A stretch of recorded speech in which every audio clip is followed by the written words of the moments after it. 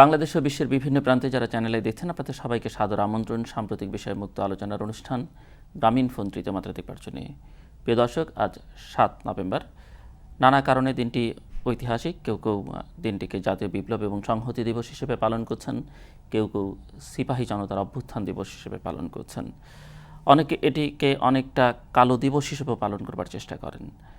এবং বলা যেতে পারে যে এই দিনকে ধরেই বাংলাদেশে একটা নতুন রাজনৈতিক ধারার সূচনা হয়েছে, এটি নতুন রাজনৈতিক শক্তির উত্থান হয়েছে, জেনারেল জিয়ার রাজনৈতিক জীবনের উত্থান হয়েছে, একটি নতুন রাজনৈতিক দল প্রতিষ্ঠিত হয়েছে এবং সেই দল বাংলাদেশে একাধিকবার শাসন ক্ষমতায় থেকে দেশ পরিচালনা করেছে।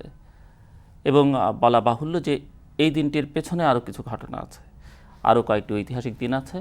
এবং যেটি জানেন যে ১৯৭৫ সালে ৭ই নভেম্বর, তার আগে ৩রা নভেম্বর ঘটনাবলী আছে এবং তার আগে ১৯৭৫-এর ১৫ই আগস্ট আছে। ২৫ বছরের সংগ্রাম, ১৯৭১-এর মুক্তিযুদ্ধ, বাংলাদেশ স্বাধীন, অনেক প্রত্যাশা পূরণ হয়েছে এবং ধীরে ধীরে সেই প্রত্যাশায় নানা ধরনের বাধা, অন্তরায় বা প্রত্যাশাভঙ্গের ঘটনাও ঘটতে থাকলো।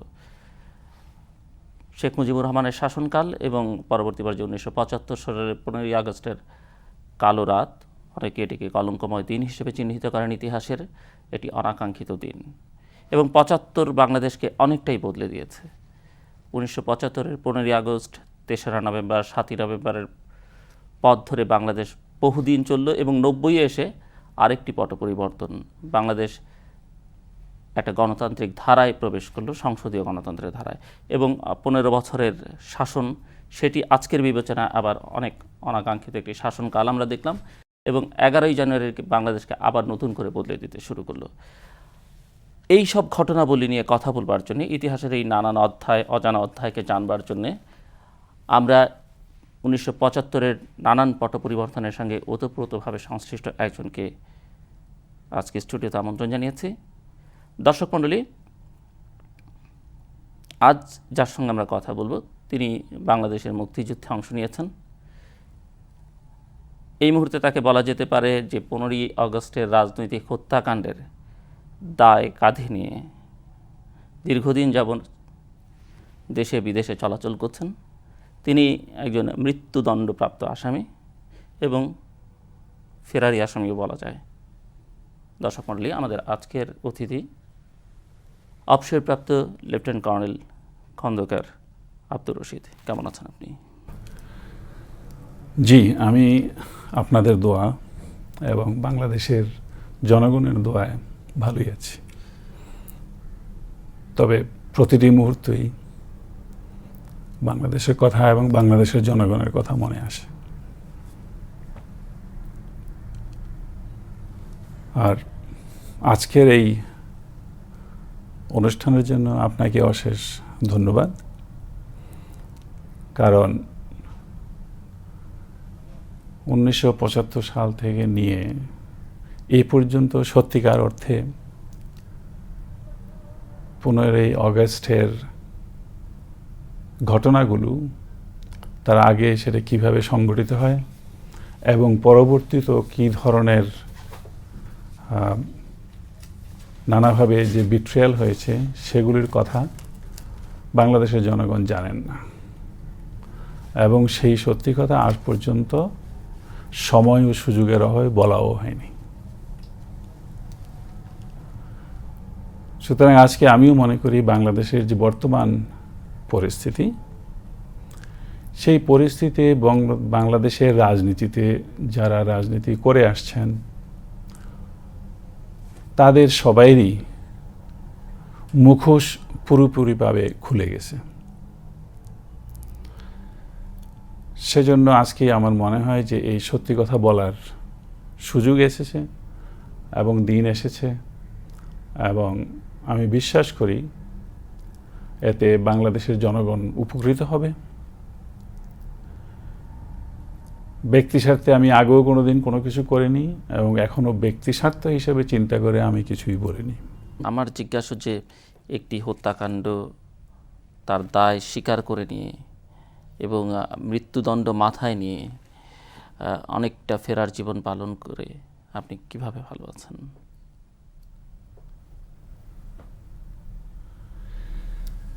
সেটা যদি আপনি যারা ওইভাবে মনে করে, কারণ আমি নিজের অন্তরে আমার যে নিজস্ব বিশ্বাস এবং আমি মুসলমান হিসেবে আল্লাহর কাছে সব কিছুর জন্য দায়ী। সুতরাং সেই হিসাবে আমি যখন চিন্তা করি যে আমি ভালো থাকার পেছনে আমার একটাই চিন্তা যে আমি এমন কোনো কাজ করিনি যার জন্য বাংলাদেশের কোনো নাগরিক এবং বাংলাদেশের জনগণ বা বাংলাদেশ কোনো ক্ষতিগ্রস্ত হতে পারে। এবং এই কারণগুলো আমার অতটুকু আত্মবিশ্বাস আছে, আমি তার জবাবদিহি জনগণের কাছে অনেকে অনেকভাবে নিতে পারে, কিন্তু এই জবাবদিহি আমি আল্লাহর কাছেও করতে পারবো যে আমার আন্তরিকতার মধ্যে কতটুকু সত্য ছিল। সুতরাং সেই জিনিসটাই আমাকে এত কিছু ধাক্কা খাওয়ার পর অনেক ভাবে পারিবারিক অসুবিধা এবং যেভাবে ক্ষতিগ্রস্ত করা হয়েছে, অন্যভাবে চিন্তা করলে ভালো না থাকারই কথা, কিন্তু আমার মনের জোর আছে বলেই, আমার আত্মবিশ্বাস আছে বলেই, এবং আমি সবসময় সত্যকে নিয়ে চলছি বলেই, এবং তারই সাথে আমি বলবো বাংলাদেশের জনগণের অধিকাংশ জনগণের ভালোবাসা আছে বলেই এবং আমার প্রতি তাদের দোয়া আছেই বলেই আমি ভালোই আছি বলবো। জি, এখন সেই অর্থে কোনো টেনশন বোধ করছেন এবং মনে করছেন যে ঝড়ঝঞ্ঝা মানুষের সব মানুষের জীবনেই থাকে, যেটুকু আছে সেটুকু দিয়ে যে বাকি জীবনটা পার করে দিতে পারবেন? জি, ইনশাআল্লাহ অতটুকু মনের জোর আমার আছে। যত কষ্টই নিতে হয় নাই কেন, যত রিস্ক আগেও নিয়েছি, বরঞ্চ আগের তুলনায় ইন্ডিপেন্ডেন্স ওয়ারের তুলনা যদি আপনি নেন, সেখানেও একটা লাইফের ধাক্কা। স্বাধীনতা কবে হবে, স্বাধীনতা যুদ্ধে আপনি মরবেন কি বাঁচবেন, তাছাড়া 15ই আগস্টই ধরেন, 15ই আগস্টে আপনি মরবেন কি বাঁচবেন, এটা হবে কি হবে না, তার কোনো নিশ্চয়তা নেই। তো সেই জন্য বরঞ্চ এখন যা আছে সেটা তো আপনার ওদের চেয়ে তুলনামূলকভাবে রিস্ক অনেক কম। সুতরাং সেই হিসাবে আমি কোনো চিন্তাই করছি না, কারণ আমি অতটুকু বিশ্বাস করি, যদিও আপনি বলেছেন যে আপনি মৃত্যুদণ্ড প্রাপ্ত, তো আমি বিশ্বাস করি যে মানুষের জীবন এমন একটা জিনিস যে যা কিছুই করুক না কেন কিছুই করতে পারে না, একমাত্র আল্লাহ যেদিন চাইবেন, যে সময়টুকু চাইবেন সেই দিনই হবে এবং সেইভাবেই হবে। তার 1 মিনিট আগেও কেউ করতে পারবে না, তার 1 মিনিট পরেও কেউ করতে পারবে না। 1975-এর 15ই আগস্টের পরে আপনি টেলিভিশনে মুখোমুখি হয়েছেন কবার? 75-এর পরে টেলিভিশনের মুখোমুখি আপনার একবার ইলেকশনের সময় CNN এর ইন্টারভিউ ছিল, 1979 সালে, 1979 সালে। 1979 আর তার আগে আপনার একটা ছোট ইন্টারভিউ নেওয়ার কথা ছিল, যেটা টনি মাসকারেনাস করেছিল, সেটার মধ্যে অ্যান্থনি মাসকারেনাস। তো সেখানে ফারুকের ইন্টারভিউই নেওয়া হয়েছিল, ফারুকই যোগাযোগ করেছে এবং ওর সাথে ইন্টারভিউ দিয়েছে। আমাকে বলার পরে আমি যখন প্রথমবার ওর সাথে কথা হয়, আমি ব্যক্তিগতভাবে তাকে পছন্দ করিনি, সেই জন্য আমি বেশি কিছু বলা আমি ভালো মনে করিনি এবং সেই জন্য সত্যিকারভাবে বলাই হয়নি, খোলামেলাভাবে কোনো কথাই হয়নি। বিবিসি টেলিভিশনে প্রচার হচ্ছে না, ওটা একটা স্পেশাল প্রোগ্রাম ছিল, ওয়ার্ল্ড ইন অ্যাকশন। তো সেইখানে হয়তো সেই করেছে এবং সেটা আমি দেখিও নাই। আর তার পরবর্তীতে সে যখন বই লেখে, সেই বই তো আপনি পড়লে দেখবেন আমার লিগ্যাসি অফ ব্লাড, আমার ব্যাপারে এমন কোনো কিছু তার বলার ছিল না, যেহেতু আমি বলি নাই এবং সেই জন্য সে বলেও নাই। মোটামুটি বেশিরভাগ কথাবার্তা তার নিজের কর্নেল ফারুকের কথা আছে, তারপরে নিজের কথা। সাক্ষাৎকারটা দিয়েছিলেন টেলিভিশনে মাসকারেনাসের সঙ্গে? এই সাক্ষাৎকারটা হয়েছে 76-এর মাঝামাঝি সো 75-76-এর পরে এই প্রথম আপনি টেলিভিশনের পর্দায় প্রথমবার, রাইট। কথা বলছেন এবং বাংলাদেশের কোনো টেলিভিশন চ্যানেলে প্রথম। জি, অবশ্যই বাংলাদেশের টেলিভিশনে প্রথম, এবং আমি অত্যন্ত খুশি যে আছে বাংলাদেশে প্রাইভেট টেলিভিশন চ্যানেল আছে। সংবাদপত্রে আপনি কোনো দীর্ঘ সাক্ষাৎকার দিয়েছেন এই বিষয়ে, মানে খোলামেলা কথাবার্তা বলেছেন? না, কোনো সংবাদপত্র কোনোদিন ওইভাবে ইন্টারভিউ চাইনি। সংবাদপত্রে অনেক প্রেস কনফারেন্স করেছি যখন বাংলাদেশে পলিটিক্সে ছিলাম, তো সেগুলো মোরলেস রাজনৈতিক তখনকার পরিস্থিতি এবং তখনকার রাজনৈতিক বিষয় নিয়ে কথাবার্তা হয়েছে। 15ই আগস্ট নিয়ে তেমন কোনো কথাবার্তা না, তেমন কোনো কথাবার্তা হয়নি, কেউ জিজ্ঞাসাও করেনি, কেউ কোনোদিন সে আলাপও করেনি, এবং তখনকার পরিস্থিতি এমন কিছু বলা এমন কোনো ভালোও মনে করেনি। আপনার এখন বয়স কত, বা আপনি যদি অন্যভাবে বলেন না যে আপনার জন্ম কোন সময়টাতে, কোন সালে? জি, আমার জন্ম হয়েছে 1946 সালে 6ই ডিসেম্বর, দ্যাট ইজ কুমিল্লা ডিস্ট্রিক্টের ছয়গড়িয়া গ্রামে, চান্দিনা থানা। একটু ধারণা দেবেন আপনার চাইল্ডহুড সম্পর্কে? আপনার বাবা মা কি করতেন, বা আপনার স্কুল জীবনটা, শৈশবটা একটু যদি ধারণা দেন দর্শকদেরকে। আমার বাবা স্কুল টিচার ছিলেন। আমাদের ফ্যামিলিতে লেখাপড়ার চর্চা ছিল, এবং আত্মীয় স্বজন যারাই আছে ওই গ্রামে আমাদের ফ্যামিলির লোকেরাই লেখাপড়া করেছে এবং বিভিন্ন চাকরি বাকরিতে আছে। আর আমিও ছোটকালে গ্রামের স্কুলেই পড়েছি, বাবার সাথে সাথে স্কুলে যেতাম। আর তারপরে গ্রামের স্কুল থেকে, চান্দিনা স্কুল থেকেই আমি ম্যাট্রিক পরীক্ষা দিয়েছি, এবং এরপরে আমি ঢাকা কলেজে পড়েছি, তারপরে ঢাকা ইউনিভার্সিটিতে পড়েছি। ঢাকা ইউনিভার্সিটিতে আপনি সয়েল সায়েন্স? আমি সয়েল সায়েন্সে পড়েছিলাম। আর তখনই গ্রাজুয়েশন করেছেন, মানে অনার্স করেছেন? না, আমি সয়েল সায়েন্সে অনার্স করেছি। না, করা হয়নি, কারণ তখন এই 65 ওয়ারে পরে যখন বাংলাদেশ আর্মিতে যোগদান দেওয়ার, পাকিস্তান আর্মিতে যোগদান দেওয়ার সুযোগ আসছে, তখন সেই একটা মোটিভেশনের মধ্য দিয়ে তো আর্মিতে জয়েন করেছি 65-এ। জি, 65-এ কমিশন লাভ করেন। ওয়ারের পরে আমরা 66-এ কমিশন লাভ করি। আপনার ভাই বোন কজন? আমরা 2 ভাই। আপনি বড়? না, আমি ছোট। আমার আরেক বড় ভাই আছেন, উনি দেশেই আছেন। আপনি বিয়ে করলেন কোন সময়টাতে? বিয়ে করলাম আপনার 1969-এ। 1969-এ। বঙ্গবন্ধু হত্যা মামলার অন্য আরেকজন আসামি লেফটেন্যান্ট কর্নেল ফারুক রহমান, তার সঙ্গে আপনার পরিচয় কোন সময় থেকে? ওর সঙ্গে আমার প্রথম পরিচয়, এক তো পাকিস্তান মিলিটারি একাডেমিতে আমরা কাছাকাছি ছিলাম। আপনার কি একই ব্যাচের? না, একই ব্যাচের না। ফারুক 2 নম্বর ওয়ার কোর্সে ছিল, আমরা 4 নম্বরে ছিলাম। 4th ওয়ার কোর্স, এবং Farooq was 2nd war course. Senior to me. তো সেটা ছিল। তারপরে যখন বাংলাদেশ স্বাধীনতার যুদ্ধে গেল, তখন 71-এ ফারুক যখন ডিফেক্ট করে দুবাই থেকে ইন্ডিয়াতে চলে আসে, এবং আমি যখন ইন্ডিয়াতে গেলাম তখন সেখানেও দেখা হয়েছে।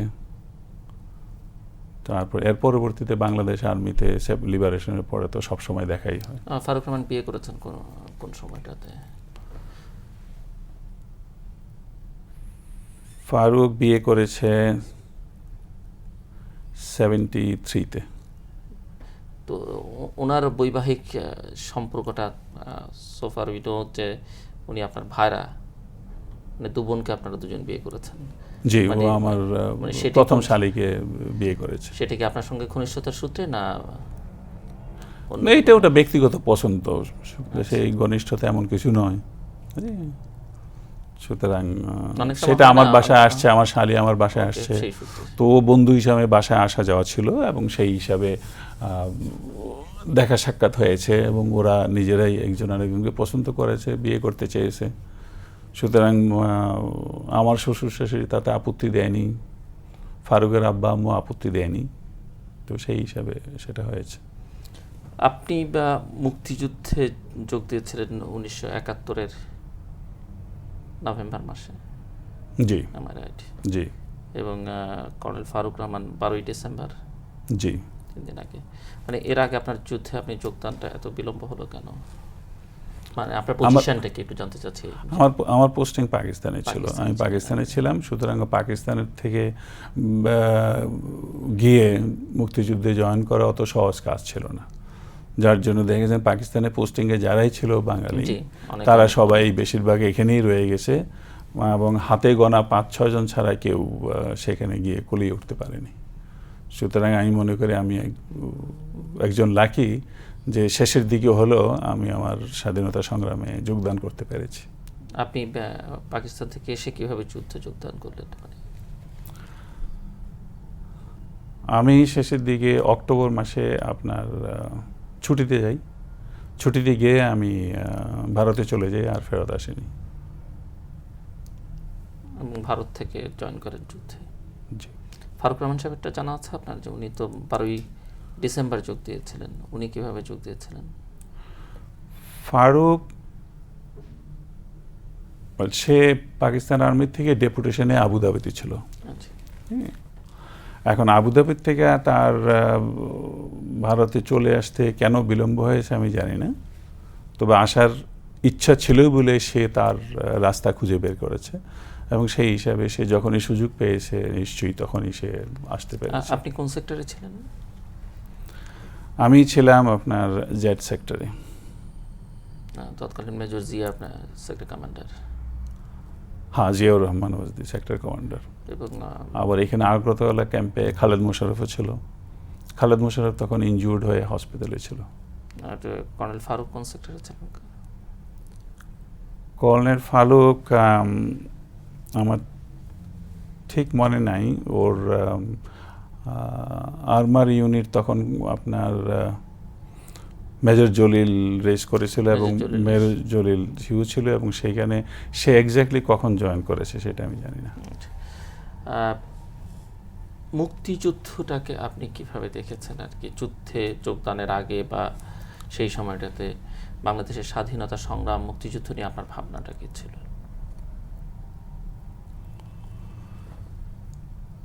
সেই ব্যাপারে আমার অনেক চিন্তাই আমি করেছি। মুক্তিযুদ্ধে যখন জয়েন করব তার আগে অনেক সাধারণভাবে অনেক চিন্তা এসেছে যে এটা প্রথমে মুক্তিযুদ্ধ হওয়া উচিত কিনা, বাংলাদেশ স্বাধীন হওয়া উচিত কিনা। 71 সালে আপনার র্যাঙ্ক কি ছিল তখন? আপনি মানে 71 সালে ক্যাপ্টেন ছিলেন? জি। ফারুক রহমানও ক্যাপ্টেন ছিলেন? জি জি জি। তো সেখানে আমাদের যে আমি বলবো আমার যে চিন্তাটা ছিল খুবই সাধারণভাবে বলতে গেলে হয় যে স্বাধীনতা সংগ্রাম হওয়ার প্রয়োজন হয়ে দাঁড়িয়েছিল, এবং স্বাধীনতা সংগ্রাম বিশেষ করে যখন একবার শুরু হয়ে যায় তখন সেইটাকে কোনো অবস্থাতেই ফেল করতে দেওয়া উচিত নয়। যত কষ্টই হোক, যত সময়ই লাগুক, বাংলাদেশের প্রত্যেকটা জনগণের একটা দায়িত্ব হয়ে দাঁড়ায় যে সেটাকে শেষ পর্যন্ত নিয়ে গিয়ে এটার সাকসেস দেখা এবং বাংলাদেশে স্বাধীনতা করা। সেটা প্রত্যেকটা বাঙালি যারা বাংলাদেশকে পছন্দ করে তাদের একই চিন্তাধারা হওয়া উচিত, এবং আমি বিশ্বাস করি সবাইরই চিন্তাধারা ছিল বলেই আমরা সেখানে স্বাধীনতাতে বিজয় লাভ করতে পেরেছি। এবং সেই জন্যই সবসময় সুযোগ খুঁজেছি যে কোন সময় সুযোগ হবে, এবং সেই সুযোগ পাওয়া মাত্রই সেখানে আপনার স্বাধীনতা যুদ্ধে অংশগ্রহণ করেছি। আপনার কাছে কি মনে হয় যে যুদ্ধটা কি অনিবার্য ছিল মনে হয়, নাকি বা মনে হয় যে দেশটিকে কোনোভাবে টিকিয়ে রাখা যেত, কিংবা কোনো বিশেষ ঘটনাবলী যুদ্ধকে ত্বরান্বিত করেছে, হয়তো এটা আরও পরে হতো বা যুদ্ধটা দীর্ঘায়িত হতো? এইসব বিষয় নিয়ে আপনার ভাবনাগুলো কি, বিভিন্ন সময় কি ভেবেছেন আপনি? না, পরিস্থিতি যেভাবে দাঁড়িয়েছিল তখন, সেখানে আর কোনো উপায় ছিল না। যুদ্ধের কোনো বিকল্প ছিল না। যুদ্ধের কোনো বিকল্প ছিল না।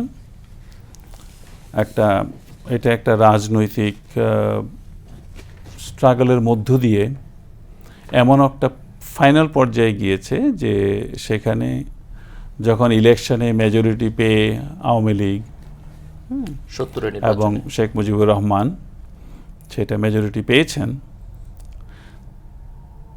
তারপরে এবং সেইটা এমন একটা মুভমেন্ট ছিল যেখানে বাংলাদেশের সমস্ত জনগণ অংশগ্রহণ করেছিল। সেটা ছিল যে মেজরিটি পাওয়ার পরে ক্ষমতা না দেওয়া, সেটাকে মনে করা হচ্ছে ইট ইজ আপনার ডেমোক্রেটিক রাইটটাকে ডিনাই করা। এবং ডেমোক্রেটিক রাইটটাকে যদি ডিনাই করা হয়, সুতরাং সেইটাকে প্রতিষ্ঠিত করার জন্য ওইটাই উপযুক্ত সময় ছিল যে যতটুকু পর্যন্ত যাওয়া দরকার ততটুকু যাওয়া উচিত, এবং সেইখানে শেখ মুজিবুর রহমান সেটা গিয়েছেন। এবং 7ই মার্চে যখন শেষবারের মতো কথাবার্তা একটা আন্ডারস্ট্যান্ডিং হয় নাই, তখন 7ই মার্চের বক্তব্য উনিও পরিষ্কারভাবেই বলেছেন, এবারের সংগ্রাম স্বাধীনতার সংগ্রাম। এবং ওই মিটিংয়ে আমি নিজেও ছিলাম, রেস কোর্সের মিটিংয়ে। যদিও আমি সরকারি দায়িত্বে ছিলাম, তবে আমি সেখানে ছিলাম। তো সেইখানেও জনগণের যে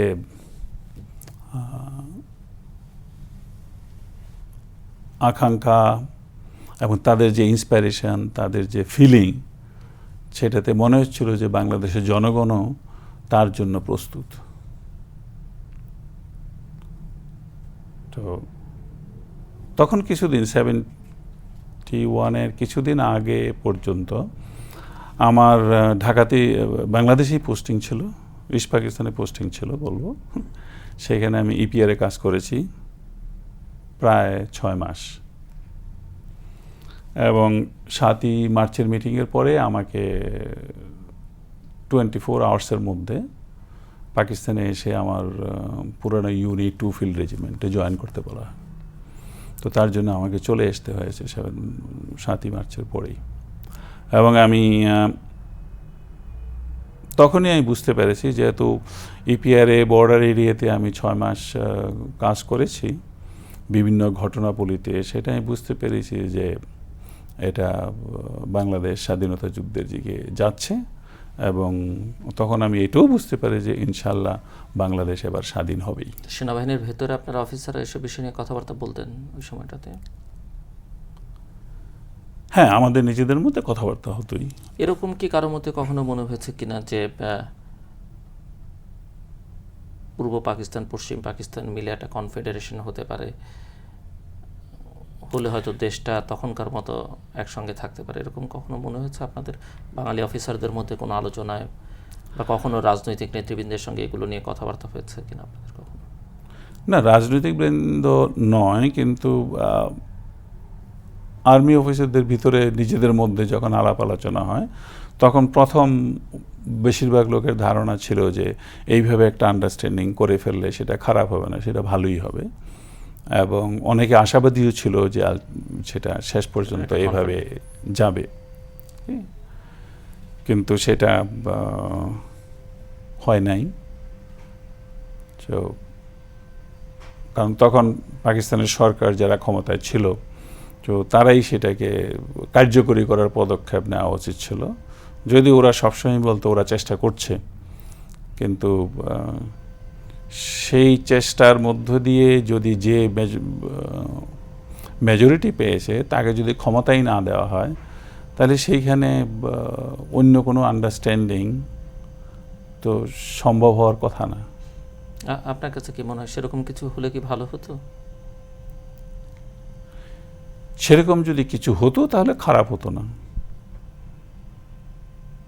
আফটার অল আমরা দুনো ভাগে, east Pakistan and West Pakistan, এটা মুসলমান দেশ, এবং মুসলমানদের মধ্যে একটা ভালো সহযোগিতা রাখা, এবং কনফেডারেশন স্টেট হলে বাংলাদেশ এটা ডাইরেক্ট স্বাধীন না হলেও ইনডাইরেক্ট স্বাধীনতার মতোই। সুতরাং সেই ওয়ান সোর্স অফ স্বায়ত্তশাসন। তো সেইখানে এটা এমন খারাপ কিছু হওয়ার ছিল না। কিন্তু যুদ্ধটা অনিবার্য ছিল এবং শেষ পর্যন্ত মনে হচ্ছে স্বাধীনতাটা অনিবার্য। হ্যাঁ, সেটা যখন হয় নাই, তখন যুদ্ধে যখন একবার চলেই যাওয়া হয়েছে, তখন স্বাধীনতাই অনিবার্য। যুদ্ধে যাওয়ার পরে আর সেখানে তার কোনো বিকল্প নাই। এবং যুদ্ধটা আপনি মনে করেন যে পাকিস্তানি যুদ্ধ করতে বাধ্য করেছে? হ্যাঁ, ডেমোক্রেটিক রাইটস অফ, এটি একটি 25 বছরের রাজনৈতিক সংগ্রাম। কেউ কেউ যেমন বলবার চেষ্টা করেন যে 1971 সালের 25শে মার্চ থেকে 17ই এপ্রিল পর্যন্ত, মুজিবনগর সরকার গঠিত হওয়ার আগ পর্যন্ত এটি একটি সামরিক যুদ্ধ ছিল। যেমন কর্নেল ওলি তার পিএইচডি থিসিসে যেমনটা বলছেন যে এখানে রাজনৈতিক নেতৃত্বের কোনো ভূমিকা ছিল না, সামরিক নেতৃত্বের অধীনে যুদ্ধ হয়েছে। তো এই যে সামরিক বাহিনীতে যারা আপনারা ছিলেন, আপনি তো পরে যোগ দিয়েছেন, বা এই সময়টাতে যারা যোগ দিলেন, তারা কি আগের থেকেই মানসিকভাবে প্রস্তুত ছিলেন এবং যুদ্ধে অংশ নিলেন? না, সেটা যারা বলেছে এই ভূমিকাটা, এই যে রাজনৈতিক নেতৃত্বের এই সময়টাতে ভূমিকা, বা সামরিক বাহিনীর থেকে যারা গিয়ে সরাসরি যুদ্ধে ঝাঁপিয়ে পড়লেন, তাদের রোলটাকে আপনি কিভাবে দেখেন? যারা এইভাবে কথা বলবে, এটা তাদের, আমি বলবো এটা সেলফ অ্যাডভার্টাইজমেন্ট করা, এবং তার মধ্যে কোনোদিন যত লজিক নিয়ে আপনি আলাপ করবেন, এটার মধ্যে কোনো সত্যতা থাকতে পারে না। আর্মি যদি in a normal service code, সামরিক বাহিনী যদি মনে করে যে তারা যুদ্ধ করবে, হ্যাঁ, দেশকে স্বাধীন করবে, সেইখানে এটা রিভোল্ট হয়, স্বাধীনতা যুদ্ধ হয় না। সেটা ডিফেকশন হয়, সেটা স্বাধীনতা যুদ্ধ হয় না। স্বাধীনতা বাহিনীর ভেতরে বিদ্রোহ, হ্যাঁ, সামরিক বাহিনীর ভিতরে সেটা একটা বিদ্রোহ একটা। এবং সামরিক বাহিনী চলে গিয়ে ওরা যদি বলতে চায় যে সামরিক বাহিনী করেছে বাংলাদেশের জনগণের, তাতে কোনো অংশ নেই, রাজনৈতিক নেতৃত্বের কোনো, তারপরে রাজনৈতিক নেতৃত্বের কোনো ভূমিকা ছিল না, সেটাই ভুল ধারণা। বাংলাদেশের স্বাধীনতার প্রয়োজনীয়তা কখন আসলো? প্রয়োজনীয়তাই তখন আসলো যখন রাজনৈতিক নেতৃবৃন্দ তারা সংখ্যাগরিষ্ঠ হয়েছে, এবং সংখ্যাগরিষ্ঠ পাওয়ার পরে তাদের ক্ষমতা যাওয়ার অধিকার আছে। সেইখানে এইটা একটা rights, this is a democratic rights. যে ইলেকশন হবে, যে জিতবে ইলেকশনে, সে ক্ষমতায় যাবে, এবং সেই যে ডেমোক্রেটিক রাইটস, সেইটা দেওয়া হয় নাই বলে ক্রমাগতভাবে দেশ স্বাধীনতা যুদ্ধের দিকে এগিয়ে গেছে। এবং সেইখানে যারা অনেকেই এখন, এবং আমার বিশ্বাস যে জেনারেল জিয়া হয়তো এই কথা বলেনি, কিন্তু অনেকে এখন জেনারেল জিয়াকে একটা সমপর্যায়ে নিয়ে আসার যে চেষ্টা, বঙ্গবন্ধু মুজিবের সমপর্যায়ে নিয়ে আসবে, হ্যাঁ, চেষ্টা, সেই চেষ্টাটা সত্যিকারভাবে এটা কোনো অবস্থায় কোনো লিগ্যাল ভ্যালিডিটি নাই। যদি অনেকে বলতে চায় যে উনি স্বাধীনতা সংগ্রামের রেডিওতে, চিটাগাং রেডিওতে প্রথম ভাষণ দিয়েছেন,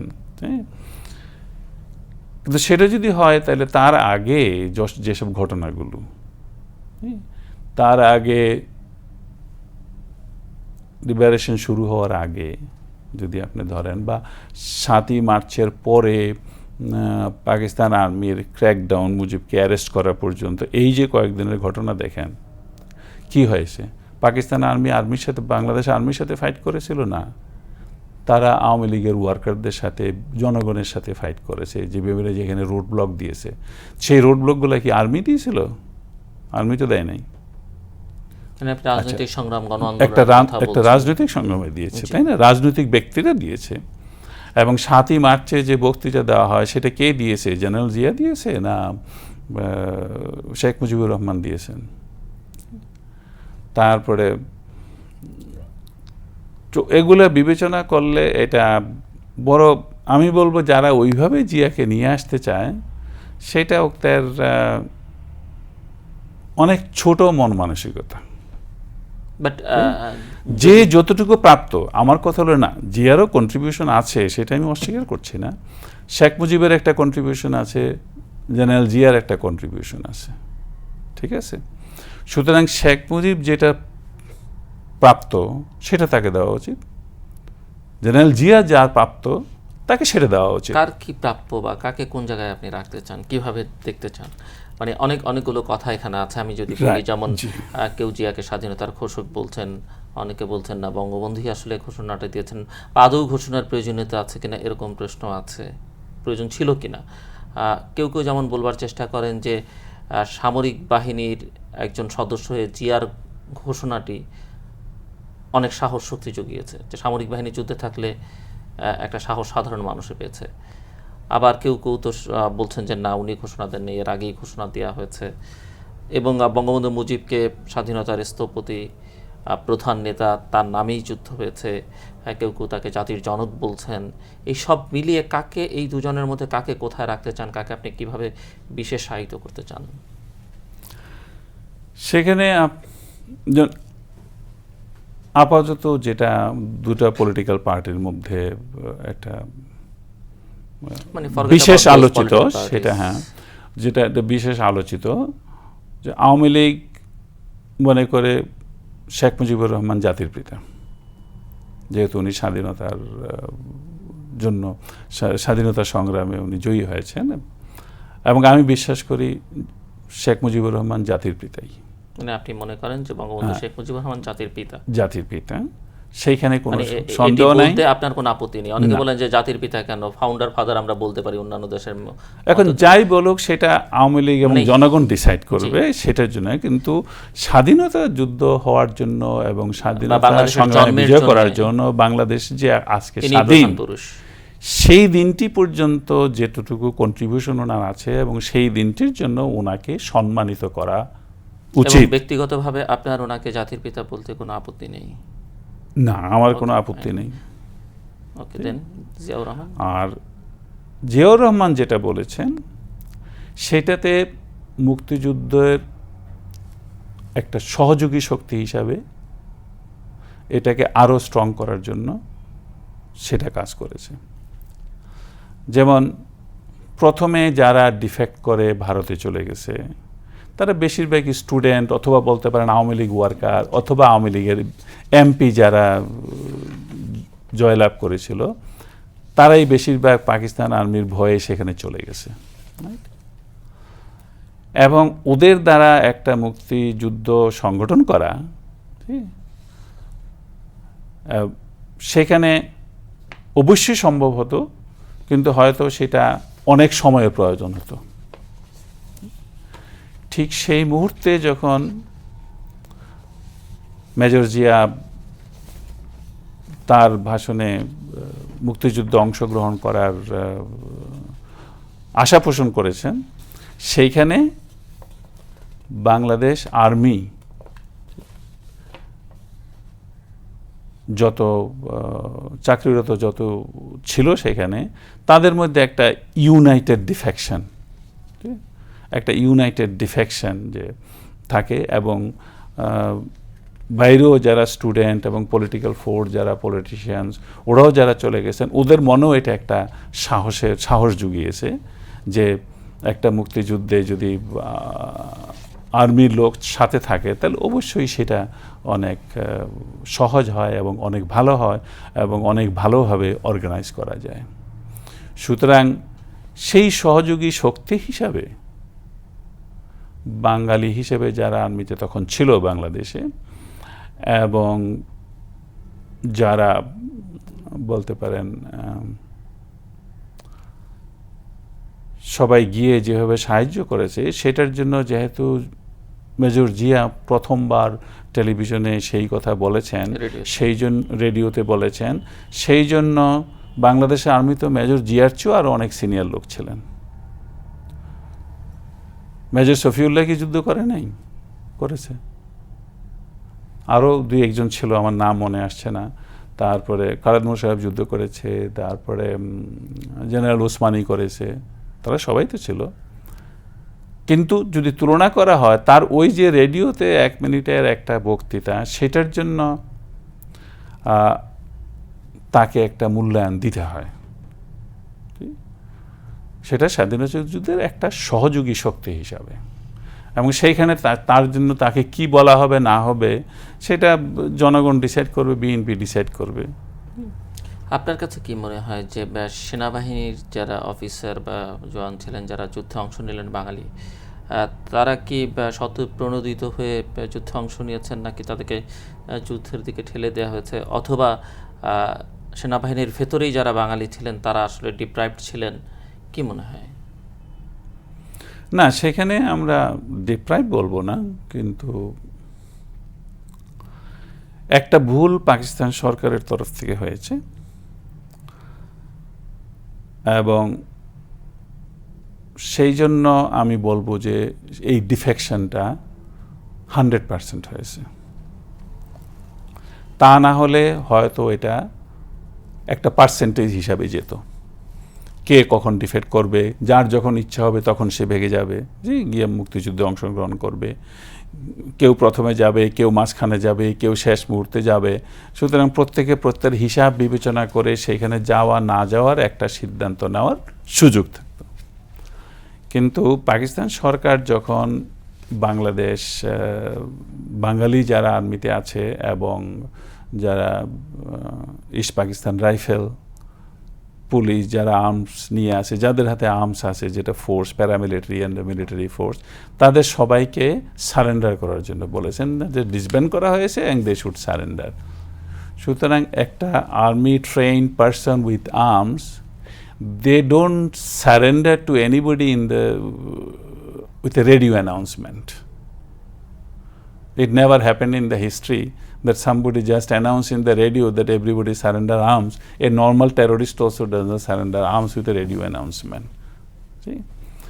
তো সেখানে একটা ডিজার্ম, একটা আর্মি ইউনিটকে কীভাবে করতে হয় সেটার জন্য যথেষ্ট প্রস্তুতের প্রয়োজন হয়। তো পাকিস্তানের তার কোনো প্রস্তুতি ছিল না, তারা শুধু রেডিওতেই অ্যানাউন্সমেন্ট করে দিয়েছেন যে বাংলাদেশি সবাই এখন ডিসব্যান্ড হয়ে গেছে এবং তারা তাদের আর্ম সারেন্ডার করে দিয়ে ফেলুক। সুতরাং সেই হিসেবে কেউ সারেন্ডার করে না, they had to defect, and that is why the army defection and the EPR defection was 100%। এরকমটি না হলে আপনার কি মনে হয় যে এটা যদি না হতো, ওই অ্যানাউন্সমেন্টটা যদি পাকিস্তান সরকারের তরফ থেকে না হতো, সেটা আমি প্রথমেই বললাম যে তখন প্রত্যেকটা মানুষেরই চিন্তা করার সময় আছে যে কোন সময় কোন সুযোগে সে ভেগে গিয়ে মুক্তিযুদ্ধে অংশগ্রহণ করবে। তখন সেইভাবে দেখবেন যে হয়তো ইনিশিয়ালি 5% লোক ভাগছে, পরবর্তীতে আস্তে আস্তে 20, 30, 40, 50%ও হতে পারে, হয়তো আর বাকি 50% হয়তো চাকরিতে কন্টিনিউ করছে। সুতরাং সেটার ব্যাপারে একটা সন্দেহের প্রশ্ন থাকে যে কতজন যাবে মুক্তিযুদ্ধে অংশগ্রহণ করতে আর কতজন পাকিস্তান আর্মিতে চাকরিরত অবস্থায় থেকে যাবে। মুক্তিযুদ্ধ চলাকালে কোনো রাজনৈতিক নেতৃত্বের সঙ্গে যোগাযোগ ছিল কিনা আপনার? মুক্তিযুদ্ধ চলাকালে আপনার প্রথমে যখন আমি কলকাতা হেডকোয়ার্টারে যখন কয়েকদিন ছিলাম, তখন সেখানে প্রায় সবার সাথে পরিচয় হয়েছে। জেনারেল ওসমানী ছিল, খন্দকার মোশতাক ছিল, তাজউদ্দিন সাহেব ছিলেন, নজরুল ইসলাম সাহেব ছিলেন, তারপরে আরো অনেকে ছিল, সত্যিকার নাম সব মনে নাই। ঘনিষ্ঠ যোগাযোগ ছিল কারোর সঙ্গে?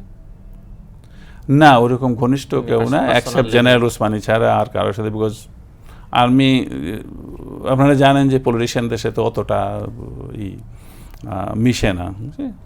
একটা আর্মির লোক আরেকজন আর্মির লোক পাইলে নর্মালি ওদের সাথেই কথাবার্তা গল্প সল্প বেশি হয়। আপনার বাড়ি তো কুমিল্লাতে? জি, আমার বাড়ি খন্দকার মোশতাক আহমেদের বাড়ি আপনার এলাকায়? দাউদকান্দিতে। আপনিও খন্দকার, উনিও খন্দকার, কোনো রিলেশনশিপ তো নাই? না, আমাদের কোনো রিলেশনশিপ নেই। যুদ্ধটা 9 মাসে শেষ হলো, এটি মুক্তিযুদ্ধ। আপনার কাছে কি মনে হয় যে যুদ্ধটা খুব স্বল্প সময়ে শেষ হলো, বা এখানে ভারতের ভূমিকা কি ছিল, তাদের রোলটাকে আপনি কিভাবে দেখেন? কিংবা যুদ্ধে যে পাকিস্তান সেনাবাহিনী আত্মসমর্পণ করলো, সেটিও একজন ভারতীয় জেনারেলের কাছে, সেখানে আমাদের সেনাপতি ছিলেন না, এই বিষয়গুলোকে আপনি কিভাবে দেখেন? যে সেখানে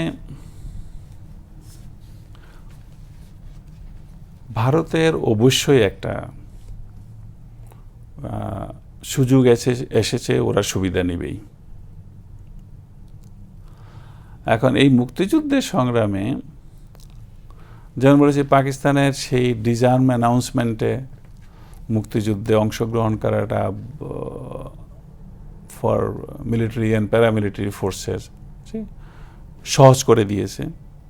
সেজন্য সেই মুক্তিযুদ্ধ যথেষ্ট স্ট্রং হয়েছে। আর একইভাবে যখন ডিফেক্ট করে মিলিটারি, প্যারামিলিটারি এবং পলিটিশিয়ান, তারা যখন ডিফেক্ট করে ভারতে যায় এবং ভারতে গিয়ে সরকার গঠন করে এবং সেই সরকারে অবশ্যই জিয়াউর রহমান প্রাইম মিনিস্টার ছিলেন না, তো সেখানে সেই সরকারের তরফ থেকে যখন ভারত এসে সরাসরি সাহায্য করতে আরম্ভ করলো, কারণ আফটার অল সবাই ভেগে গিয়ে ভারতে এতগুলি লক্ষ লক্ষ লোক ভারতে আশ্রয় নিয়েছে, তাদের খাওয়া দাওয়ার সংস্থান, তাদের থাকার ব্যবস্থা, তাদের ট্রেনিং, তাদের আর্মামেন্টস, তো অতগুলো জিনিস সেটা ভারতের উপরেও একটা বোঝা। এবং ভারতের সেই অর্থনৈতিক শক্তি নাই যে এই বোঝাটা বেশ কয়েক বছরের জন্য চলতে থাকুক। আর সেই সুযোগে ভারতের অন্য একটা দিক আছে যে ভারত পাকিস্তান সবসময় যুদ্ধ হয়েছে এবং সবগুলো যুদ্ধই সেটার কোনো ফাইনাল রেজাল্ট কিছুই না।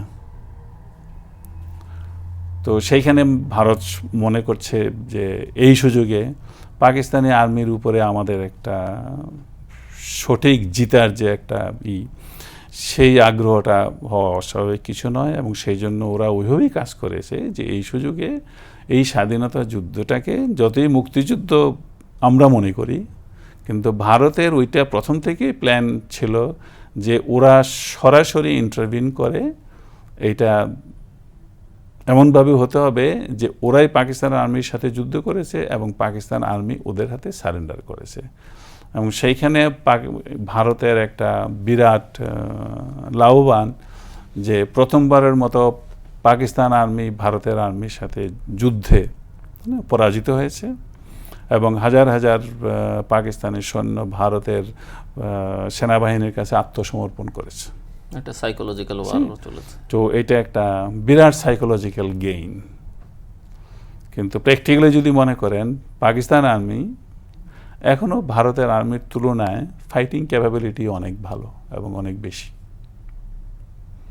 হ্যাঁ, ভারত বড় দেশ, সংখ্যায় তাদের আর্মি অনেক বড়, এর মধ্যে যুদ্ধে জিতে হয়তো ডিফিকাল্ট হবে। এর মধ্যে দিয়ে আপনি এটি বোঝাতে চাইছেন যে ভারতীয় সেনাবাহিনী যুদ্ধে অংশ নিলেও এবং তারা আমাদেরকে সহযোগিতা করলো, আসলে তাদের ভূমিকাটা সহযোগী, জেতাটা আসলে মানে বাঙালি যারা যুদ্ধ করেছে তারাই আসলে স্বাধীনতা যুদ্ধে জয়ী হয়েছে। হ্যাঁ, ভারত একা পাকিস্তানের সাথে যুদ্ধ করে এইরকমভাবে জয়লাভ করবে এটা কোনোদিনও হতো না যদি মুক্তিযুদ্ধে আমরা না থাকতাম। বাংলাদেশের জনগণ ছিল, বাংলাদেশের বেঙ্গলি আর্মি, ইপিআর সবাই ছিল, বাট ইনএভিটেবলি আপনার তখন বাংলাদেশি জনগণই বলা উচিত। তো সবাই ছিল এবং সবাইরই অংশগ্রহণ ছিল বলে ভারতের আর্মির জন্য বাংলাদেশের ভিতরে ঢোকাটা অতি সহজ হয়েছে। পাকিস্তানের প্রতি যেমন এক ধরনের নানা বৈষম্য বা স্বাধীনতা সংগ্রাম সব মিলিয়ে মানুষের এক ধরনের নেতিবাচক ধারণা রয়েছে, ভারতের প্রতিও আমাদের দেশের মানুষের অনেকেরই একটা নেতিবাচক ধারণা রয়েছে। তো এই ধারণাটি কেন মনে হয় আপনার কাছে, এই যে যুদ্ধে এত সহযোগিতা, এত কিছু করবার পরেও? মুক্তিযুদ্ধে এবং এই জায়গায় একটু স্মরণ করা দরকার যে ভারতীয় সেনাবাহিনীর যারা ছিলেন ৭১-এর পরপর, তাদের যে দেশে ফেরত পাঠানো, এখানে যে বঙ্গবন্ধু শেখ মুজিবুর রহমানের যে ভূমিকাটি, সেটিকে আপনি কিভাবে মূল্যায়ন করেন? আমি বোঝাতে পেরেছি আপনাকে? না, সেটা হলো আপনার বঙ্গবন্ধুকে তো পাকিস্তানে ছিলেন, উনি যে ফেরত গেলেন সেটার জন্য? না, উনি তো 10ই জানুয়ারি ফেরত আসলেন বাংলাদেশ। জি। এসে যে ভারতীয় সৈন্যদেরকে ভারতে ফেরত পাঠানো হলো, উইথড্র করতে বললেন উনি ইন্দিরা গান্ধীকে, এই যে ওনার এই ডিসিশনটি, এটিকে কি মনে হয় যে উনি রিয়েলি একজন ন্যাশনালিস্ট এবং দেশের প্রতি উনি কাউকেই ছাড় দিতে চাননি দেশের জন্য? এইভাবে দেখেন, অনেকে দেখেন বলে আমি জানতে চাইছি যে আপনি কিভাবে চিন্তা করেন? চলেন, আমিও বিশ্বাস করি উনি তখন পর্যন্ত, যখন উনি প্রথম আসেন তখন পর্যন্ত উনিও সেটা বিশ্বাস করতেন। আর আরেকটা জিনিস, যে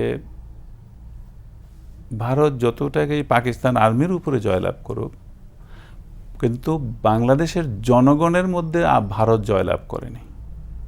বাংলাদেশের জনগণের জন্য এটা মুক্তিযুদ্ধ ছিল, এবং মুক্তিযুদ্ধে যারা সহযোগিতা করেছে ভারত সবচেয়ে বেশি করেছে, বা বহির্বিশ্বের বাকি অনেকরাই সহযোগিতা করেছে। তাদের জন্য সবাইকে আমরা ধন্যবাদ জানাতে পারি, কিন্তু তার মানে নয় যে সেই দেশটি স্বাধীনতার নামে আমার দেশে এসে সেইখানে বসে থাকবে। যদি সেটাকেই মেনে নেওয়া হয় তাহলে সেটাও স্বাধীনতা যুদ্ধ ছিল না। সুতরাং শেখ মুজিবের আর অন্য কোনো প্রশ্নই থাকতে পারে না এবং অপশনই থাকতে পারে না যে সে আসার পরে তাদেরকে যেতেই হবে।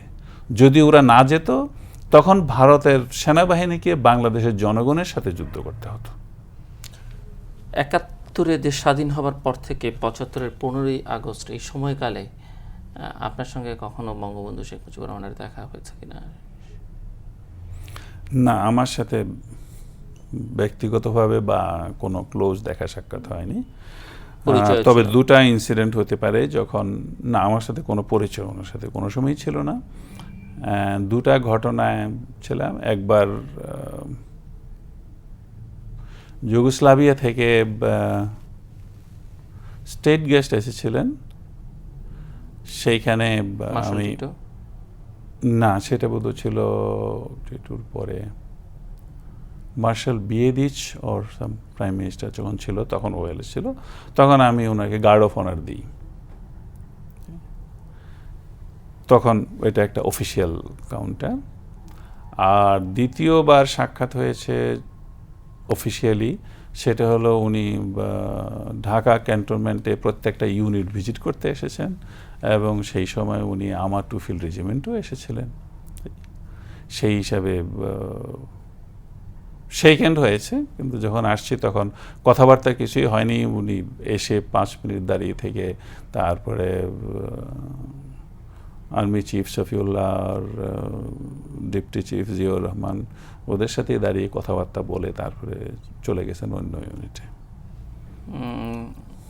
আমি জিজ্ঞেস করেছিলাম আপনার কাছে যে ভারত সম্পর্কে মূল্যায়নটা কি স্বাধীনতোত্তর বাংলাদেশে, বা অনেকের মধ্যে অনেক ধরনের নেতিবাচক ধারণা আছে, আপনি কি ধরনের ধারণা পোষণ করতেন সে সময়? স্বাধীনতা যুদ্ধ পর্যন্ত ভারতের সহযোগিতা, তার জন্য আমি ধন্যবাদ জানাই, কিন্তু তার পরবর্তীতে তারা যেসব কাজ করেছে সেটা বাংলাদেশের বিরুদ্ধেই কাজ করেছে। সেখানে পাকিস্তান আর্মি রেখে যাওয়া সমস্ত আর্মামেন্টস এবং জিনিসগুলো, এবং বিভিন্ন ইন্ডাস্ট্রির যে মেশিনারিজ, এগুলো প্রত্যেকটা জিনিস ওরা নিয়ে গেছে। এটা নেওয়ার তাদের উচিত হয়নি। আর পরবর্তীতে ওই একই জিনিস আবার বাংলাদেশ সরকারে কিনে আনতে হয়েছে। তাছাড়া আপনি আরও কিছু স্টোরি দেখবেন যে বাংলাদেশের টাকা ভারত প্রিন্ট করে দিয়েছিল, এবং সেই টাকা ডুপ্লিকেট প্রিন্ট ছিল।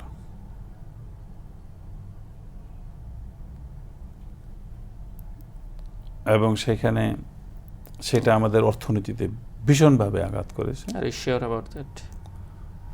শিওর, আপনি তখনকার দিনের পত্রিকাগুলো দেখেন, বোম্বের মধ্যে ভারতই কত কোটি কোটি টাকা ধরেছে। তারপরে যেভাবে স্মাগলিং অ্যান্ড বর্ডার খোলা ছিল সেইভাবে কারেন্সি কীভাবে হতো। সুতরাং অর্থনীতির উপর একটা বিরাট প্রেশার আসছে, যার জন্য তখন সেই কারেন্সিকে আবার বদলানো হয়, অন্য জায়গায় প্রিন্ট করে। তারপরে আপনার যেভাবে 25 ইয়ার্স ট্রিটি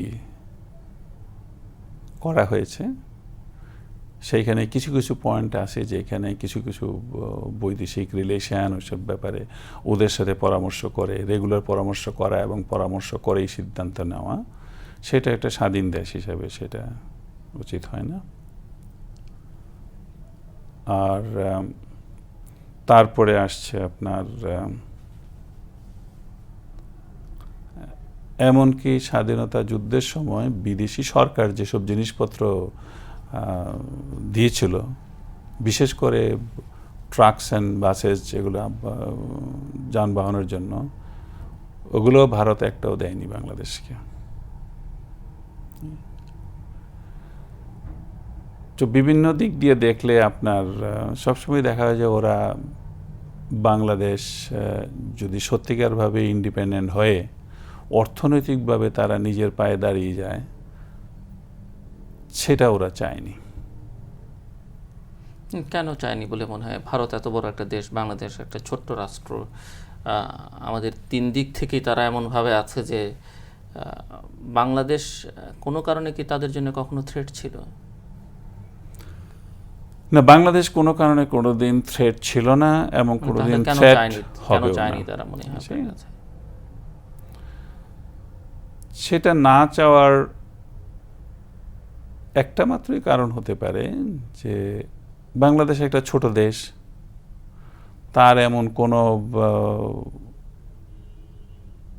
রিসোর্সেস নাই যে খুব তাড়াতাড়ি ধনী হয়ে যাওয়ার কোনো সম্ভাবনা আছে। সুতরাং একটা গরিব দেশ হিসেবে, একটা ছোট দেশ হিসেবে ভারতের ভিতরে থেকেই, সেটা আপনি টোটাল বেঙ্গল হিসেবে যদি একটা স্টেট দেখেন, তাহলে বাংলাদেশ তো এটা ভারতের ভিতরেই একটা অংশ, এক কোণা। তো সেখানে থেকে যদি আমরা আমাদের নিজের পায়ে দাঁড়িয়ে নিজের অর্থনীতিকে আমরা ঠিক করতে পারি এবং স্বাধীন হিসেবে থাকতে পারি, এবং তাহলে সেটা হয়তো ওরা মনে করে যে এটা একটা মোটিভেটিং ফ্যাক্টর হয়ে দাঁড়িয়ে যেতে পারে, যে তাইলে হয়তো আদার ইন্ডিয়ান স্টেট যেখানে গণ্ডগোল চলছে, তাদের সেই ক্যাপাবিলিটি এবং মেন্টাল আরও স্ট্রং হবে যে বাংলাদেশ স্বাধীনভাবে দাঁড়িয়ে থেকে উন্নতি করতে পারলে আমরাও পারবো, সুতরাং আমরাও স্বাধীন হব। এছাড়া আমি তাদের আর কোনো ভয় দেখছি না। আমাদের মুক্তিযুদ্ধের পরে, দেশ স্বাধীন হবার পরে যারা স্বাধীনতা বিরোধী ছিলেন তাদেরকে ক্ষমা করে দেয়া, বা যারা যুদ্ধাপরাধী ছিলেন তাদের বিষয়ে সরকারের যে সিদ্ধান্ত, এবং আজকেও বাংলাদেশে যুদ্ধাপরাধীদের বিচার নিয়ে কথা হচ্ছে, আপনি কিভাবে দেখেন এই ঘটনাগুলোকে?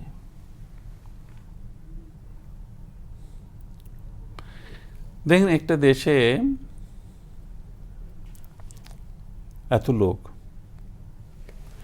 কেউ সিদ্ধান্তে ভুল করতে পারে, কেউ ইচ্ছাকৃতভাবে অনিচ্ছাকৃতভাবে অন্যায় কাজ করতে পারে। এখন তার জন্য এখানে যেটা যুদ্ধ অপরাধী বা মুক্তিযুদ্ধের বিরুদ্ধে এটা হলো রাজনৈতিকভাবে। এখন ব্যক্তিগতভাবে মানুষের জীবনে ভুল ত্রুটি অন্যায় করে থাকে, রাজনৈতিকভাবেও মানুষ ভুল ত্রুটি অন্যায় করে থাকে, এবং সবসময়ই সম্ভব হলে সেটা ক্ষমার চোখে দেওয়াটাই ভালো। বঙ্গবন্ধু সাধারণ ক্ষমা ঘোষণা করে দিয়েছিলেন, আপনি মনে করেন that was A right decision? That was A right decision. এখন একবার যাকে ক্ষমা করে দেওয়া হয়, আর সেই প্রসঙ্গ টেনে এনে কাউকে ক্ষতি করার চেষ্টা। এই কথা তো বলা হচ্ছে যে যারা যুদ্ধাপরাধ করেছেন তাদের ক্ষমা করা হয়নি, বিশেষ করে ধর্ষণ, লুটতরাজ, অগ্নিসংযোগ, হত্যাকাণ্ড এগুলোর সঙ্গে যারা যুক্ত ছিলেন, এবং উদাহরণ হিসেবে এখন বলা হচ্ছে যে পৃথিবীতে এমনকি সেকেন্ড ওয়ার্ল্ড ওয়ারের সঙ্গে যারা ওয়ার ক্রিমিনালস তাদেরও বিচার হচ্ছে এখন, সো দ্যাট আমরা কেন করব না? দেখেন, সেটা তখন করা উচিত ছিল। শেখ মুজিবুর রহমান যখন তাদেরকে মাফ করে দিয়েছেন, ঠিক তখন সেটা করা উচিত ছিল, উনি করেননি। উনি যখন করেন নাই, উনি যখন মনের কাছ থেকে অতটুকু লেভেল পর্যন্ত মাফ করে দিয়েছেন, তারপরে সেই প্রসঙ্গকে এখন টেনে এনে একটা ইস্যু তৈরি করা, কথা বলার জন্য, কাউকে ছোট করার জন্য, এটা দিয়ে কেউ নিজে বড় হবে না। আর এই ইস্যুটা বাংলাদেশের জনগণের সামনে এখন তাদের ক্ষতি ছাড়া লাভবান হওয়ার কিছুই নাই। আমাদের রাজনীতিবিদরা সবসময় বাংলাদেশের জনগণের জন্য কাজ করে নাই, ছোটোখাটো ইস্যু নিয়েই ওনারা নিজেদেরকে ব্যস্ত রাখেন। সুতরাং এগুলি বাদ দিয়ে একটা নেশনকে গড়ে তুলতে এটা আমাদের এখন একটা ইউনিটির প্রয়োজন। আর সেই ইউনিটিটাকে আমরা নিজেরাই ধ্বংস করি এইসব ধরনের ইস্যু বের করে। আপনার কি মনে হয়, মানে আজকের আপনার কাছে আমার শেষ প্রশ্ন, ৭১-এর মুক্তিযুদ্ধের পরে যে সরকার গঠিত হলো আওয়ামী লীগের সরকার, সে সময় কি কোনো জাতীয় সরকার করলে ভালো হতো, না কি আওয়ামী লীগের সরকার যেভাবে যাত্রা শুরু করেছে যাত্রাটা ঠিক ছিল? পরে হয়তো আপনাদের নানা ধরনের অভিযোগের কথা আমরা শুনবো, যেগুলো বিভিন্ন সময় জেনেছি। কি মনে হয়, মানে যাত্রাটা কিভাবে হওয়া উচিত ছিল, বা শুরুটা ঠিক ছিল কি না? আমি বলবো যাত্রা আওয়ামী লীগের হিসাবে চিন্তা করলে যাত্রা ঠিকই ছিল, কারণ স্বাধীনতা যুদ্ধের আগে ওরাই ইলেকশনে জয়লাভ করেছে, সুতরাং তাদের ক্ষমতা থাকার অধিকার আছে। যাকে কেন্দ্র করে সেই ডেমোক্রেটিক রাইটটা ডিনাই করার জন্য বাংলাদেশের জনগণও মুক্তিযুদ্ধে অংশগ্রহণ করলো, দেশ স্বাধীন হলো। সুতরাং তার পরে এসে ওরা নিজেরা ক্ষমতা নেওয়া, এটা এমন অন্যায় কোনো কাজ নয়। তারপরে বাংলাদেশের কনস্টিটিউশন যেটা প্রথম লেখা হলো, এটাও একটা ডেমোক্রেটিক কনস্টিটিউশন, এবং সেইটাও বাংলাদেশের স্বাধীনতা যুদ্ধের সাথে মিল হয়েই সেটা এগিয়ে যাচ্ছিল। কিন্তু পরবর্তীতে সেই সরকার অনেক ভুল করেছে, এবং সেই ভুলটা কি সেটা আমরা পরবর্তীতে আসছি। প্রিয় দর্শক, আমরা আজকের মতো বিদায় নেব। আমাদের এই অনুষ্ঠান যারা দেখছেন তারা অনুষ্ঠান সম্পর্কে লিখবেন, লিখবার ঠিকানা পরিচালক তৃতীয় মাত্রা, channel I, GPO box ২৪৩৩, Dhaka ১০০০। যারা ইমেল করতে চান তারা করতে পারবেন এই অ্যাড্রেসে tmatra@ccn-media.com, এবং SMS এর মাধ্যমে আপনারা আপনাদের মতামতগুলো আমাদের জানাতে পারেন 6969 নাম্বার SMS করে, যে কোনো সেলফোন থেকে। কর্নেল আব্দুর রশিদ, আপনাকে অসংখ্য ধন্যবাদ আজকে আমাদের সময় দেওয়ার জন্য। দর্শক মণ্ডলী, আমরা কথা বলছিলাম বঙ্গবন্ধু হত্যা মামলার অন্যতম আসামি, একসময় সংসদ সদস্য এবং রাজনীতির সঙ্গে যুক্ত ছিলেন, বর্তমানে দেশের বাইরে বিভিন্ন দেশে অবস্থান করছেন বলাই ভালো, কারণ যেহেতু আমরা তাকে আমাদের অনুষ্ঠানে দেখতে পাচ্ছি, তিনি আছেন জীবিত, এবং মোটামুটিভাবে বলা যেতে পারে এই মুহূর্তে ধরাছোঁয়ার বাইরে আছেন। আজকে ওনার সঙ্গে আমরা যে বিষয়গুলো নিয়ে কথা বললাম, আসলে আজকে আমরা চেষ্টা করেছি ওনাকে বুঝতে, ওনার শৈশবটা, মুক্তিযুদ্ধ সম্পর্কে ওনার ভাবনাগুলো, এবং বঙ্গবন্ধু শেখ মুজিবুর রহমান, জিয়াউর রহমান, যারা বাংলাদেশের রাজনীতিকে এখন দুটো ধারার জীবিত না থেকেও নেতৃত্ব দিচ্ছেন, যাদের আদর্শের অনুসারীর সংখ্যা বাংলাদেশে লক্ষ লক্ষ, তাদের সম্পর্কে ওনার মূল্যায়ন, মন্তব্য, এগুলো জানবার চেষ্টা করেছি। আসলে সব কিছু মিলিয়ে ওনাকে আমরা বোঝার চেষ্টা করেছি, এবং আগামীকাল ওনার সঙ্গে আবারও কথা বলবো আমরা একই সময়ে চ্যানেল আইতে। সেখানে আমরা বঙ্গবন্ধু মুজিবের শাসনামল এবং 15ই আগস্টের হত্যাকাণ্ড, তৎপরবর্তীকালের ঘটনা, এগুলো নিয়ে ওনার কাছ থেকে আমরা নানা বিষয়ে জানতে চাইব। দর্শক মণ্ডলী, আজকের মতো আপনারা আগামীকাল আমাদের সঙ্গে থাকবেন এই প্রত্যাশা ব্যক্ত করে আপনাদের সবাইকে ধন্যবাদ জানিয়ে অনুষ্ঠান এখানে শেষ করছি। আপনাদের সবার জন্য শুভকামনা।